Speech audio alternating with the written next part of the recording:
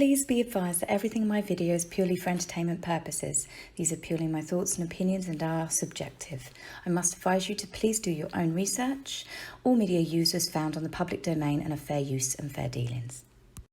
Hey guys, I hope you're all keeping well. So hello from a wonderful Tuesday afternoon it is for me now. Little bit sunny outside, but a little bit chilly still, which is really frustrating because, well, it's, April and it's pretty cold out there. Just at the time when they've decided to put up gas and electricity bills, in fact, every bill that you have, the cost of living has gone through the roof. And it decides to be cold. I have been sunburnt in April before, so I've decided that I'm going to dress like it's hot outside, and then because obviously I'm going to bring up the Caribbean tour, it just gives you that kind of bit of spring summery vibe. So I've been a bit quiet recently. Some of you have been in touch with me. Now I can tell you all about it now because we finally had the good news that we wanted. Chia does have leishmaniasis. There is nothing that's going to change that. But since I've spoken to lots of people all around the world that have dogs with leishmaniasis, it's not as fatal and as ending as I thought it was going to be. It does mean that she's on medication for the rest of her life. She's going to have good days. She's going to have bad days. But I met someone who has got 9 dogs, all leishmaniasis positive, and some of them she's had for 9-10 years. So it's not all doom and gloom. What was triggering me was, however, the vet sent off her blood type to get tested for something else, and it's called canine brucellosis, and it came back positive. They advise you to have your dog put to sleep if you do have canine brucellosis because it's technically classed as a public health order. So you can imagine what this news did to me and my husband. We were absolutely devastated. It was really hard. I wanted to tell you guys about it, but I didn't because I think I would have sobbed. But the vet sent off for the results, and when they came back, so it's pretty much tested by the government, this. And when the results, she got hold of them, there was 1 positive, 1 negative. So we were like, well, hang on a minute, that's not good enough for me. I'm not having my dog put down, because the government ring you and advise you to have your dog put down. And so we pushed, and they did another test, and that came back negative. And then they did another test, and that came back negative. So they had a false positive initially.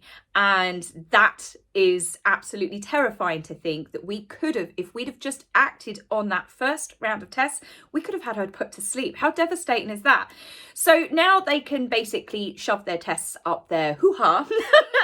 But Chief's fine. She doesn't have it. It was just a false positive. Luckily, our vet, Claudia, has been absolutely amazing. And she said that's definitely not good enough. She doesn't have it with the 2 negative tests. So that's why I've been a bit up and down. So it's great news about Chi. So thank you all of you for all of the wonderful, wonderful bits of advice that you've given me and just being really supportive. Really appreciate it. But yeah, my baby's going to be fine. Now, let's talk about optics. Now, when I talk about optics, I'm talking about how the public perceives things, how you look at something that someone has done, and it's how you view it. Now, this can be very mixed when it comes to, say, Prince Andrew, for example. What caused quite a lot of division was when Prince Andrew was the one that escorted the Queen into the church for Prince Philip's memorial. Now, I'm indifferent here because Prince Philip was his father, that was his mother. Prince Andrew didn't have Fergie with him. Obviously, Fergie and Prince Philip famously did not get along. So he was the one that was unattended. He didn't have a spouse or a partner with him.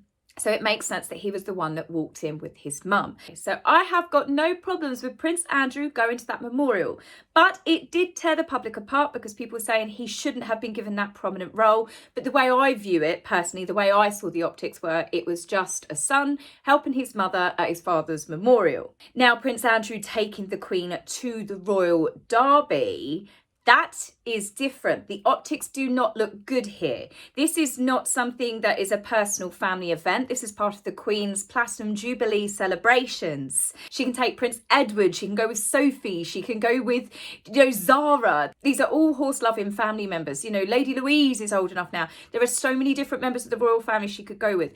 I don't think Prince Andrew going to the Derby, being photographed with the Queen as part of the Platinum Jubilee celebrations is good. The optics look bad, and this was the general consensus from the public. There were a few people that are saying, well, it's still his mum and stuff, but Andrew, it's because of what he has just done recently. Now, whether you think he's guilty or you don't think he's guilty, or what you think he's guilty of something, but you just don't know what.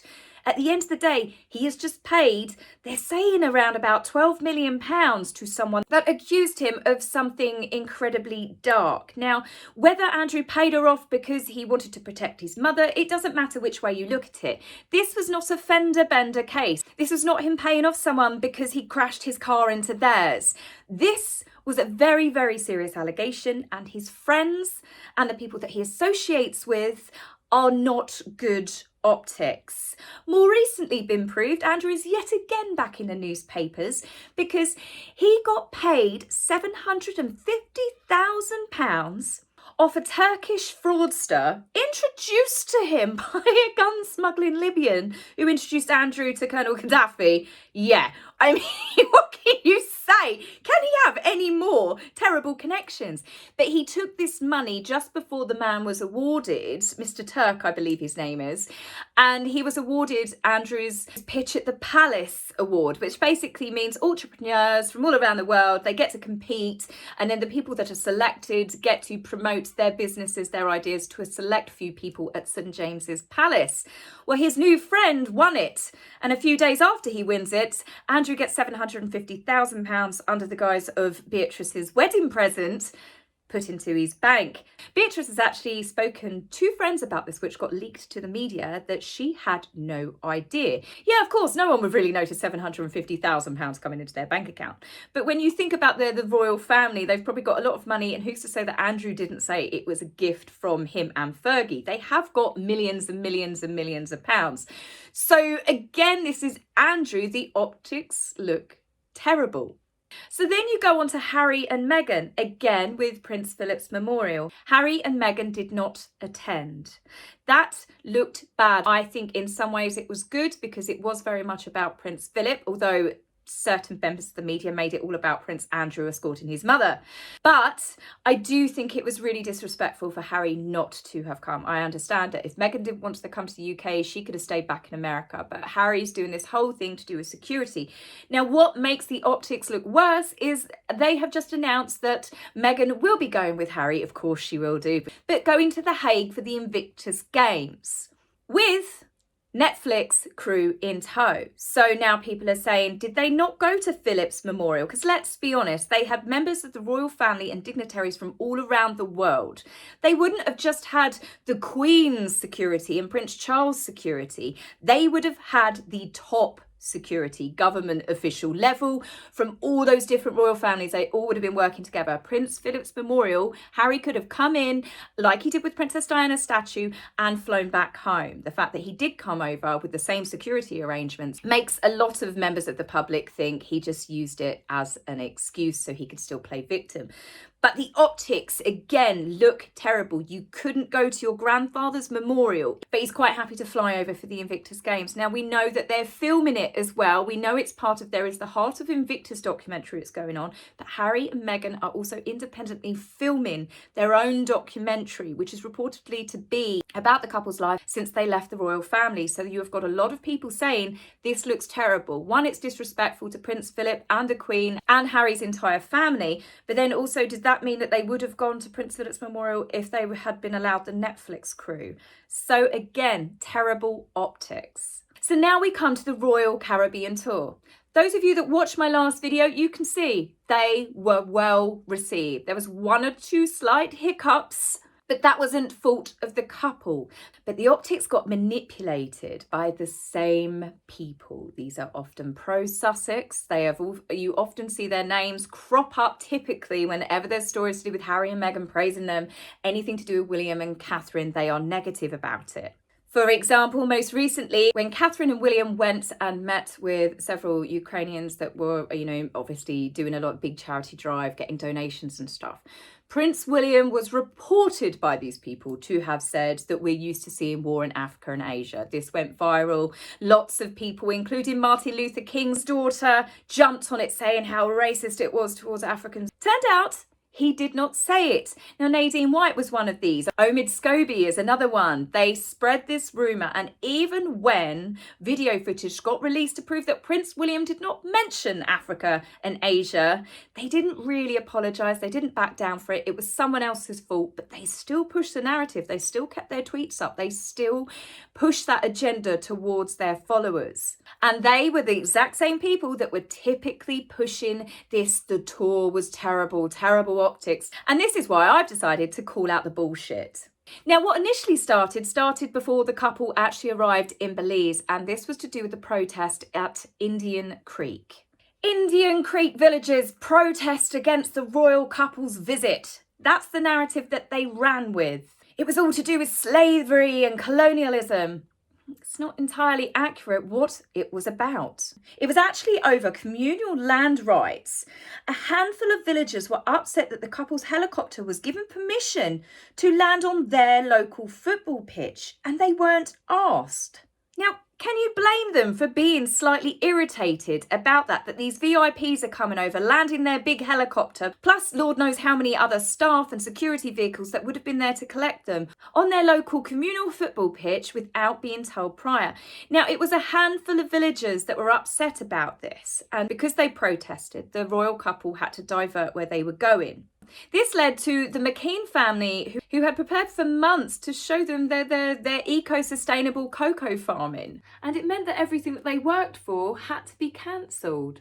Obviously, they were naturally upset about this, as were more of the villagers. The next day, when the entire village learned of what had actually happened, there was a much, much bigger protest welcoming the couple and asking that they still came. Lots of people, including the chocolate tourism guides, the villagers all spoke out, and they said this is really sad that it was just a handful of people that were upset. They were actually upset at Flora and Fauna International. They had time to speak to the local villagers, and I think if they had actually done this comes down to the organisers, Flora and Fauna as well, then obviously this wouldn't have happened. So there was obviously quite a lot more of the villagers that were upset. But of course, again, the select few just ran with the images that they wanted to. Prince William, leave our lands. It was all about Catherine and William. And that wasn't true. Then we had more optics that were twisted in Jamaica. We had a story ran that Catherine was cruelly snubbed by Lisa Hanna. This led to lots of speculation on social media why she had done it. Lisa Hanna is a politician of the People's National Party, which is obviously behind removing the Queen as head of state. But they deliberately chose photographs to push this agenda. Bearing in mind that these photographers have got their cameras set to multi-shots, they take hundreds of pictures per second. And the ones that they used were the ones where the women were looking the other way. It was a blustery day. Miss Hannah had her sunglasses on, but they used that photograph, didn't they, where it looked like that Catherine was being snubbed. When in truth, if you look here at the photographs, they were actually quite warmly chatting to that point. Miss Hannah herself actually spoke out on social media and said this isn't true. So that was damaging for her as well as Catherine. So all of these people that are twisting the narrative, they're not actually thinking about the locals that they're hurting as well by trying to push this agenda. Again, with Jamaica, you had the fences, Raheem Sterling and Leon Bailey, same time, same place. Catherine and William images were cropped. This is the same race correspondent who spread the lies about Prince William, saying that he was used to seeing war in Asia and Africa. It was just labelled that how tone deaf it was. Catherine greeting children through fences. I'm sorry, those images were cut, and when you look at the photographs of Trenchtown and the number of people that were very, very welcoming, you can see how they again use these images, crop them to manipulate the optics. So people thought, oh no, that does look terrible. Again, you had Catherine and William in Jamaica, where they were asked by Jamaican officials to recreate the steps of the Queen and Prince Philip. They do this when they have other military parades. It was not specifically for members of the royal family.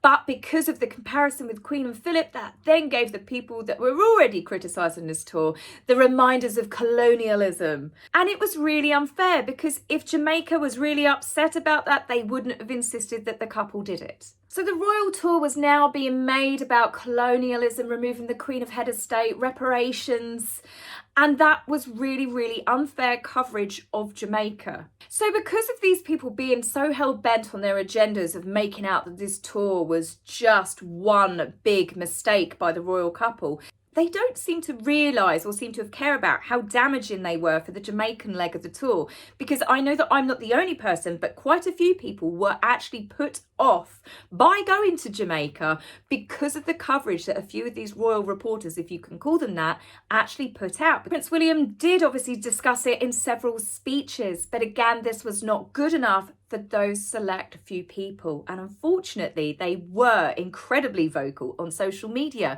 So for people that hadn't actually watched the tour for themselves, the optics were being bent and manipulated to make it look like that tour was unsuccessful. You've got to remember that Jamaica and Belize have spoken about removing the Queen as head of state for a number of years.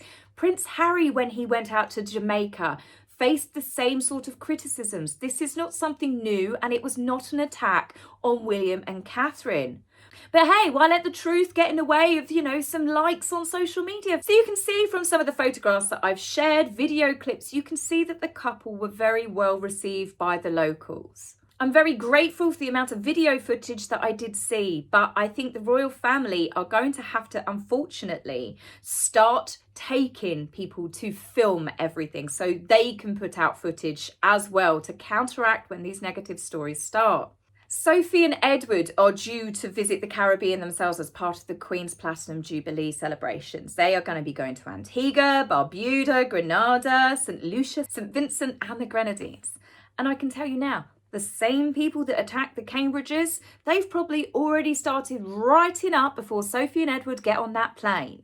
And they will do exactly the same again. They will manipulate the optics to make people believe that the royal family is hated in all of these countries. They may not be as harsh on Sophie and Edward as they were William and Catherine, but that's to do with the competition that Harry and Meghan seem to be doing with William and Catherine. It's the same people that are pro-Sussex that are constantly trying to vilify and undermine the Cambridges. And funny enough, Russell Myers is the one that got the exclusive to say that Meghan was joining Harry when they go to The Hague at the weekend for the Invictus Games.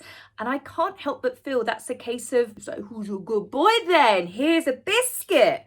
Now, whether that's actually true or not, let's just say that the optics don't look great.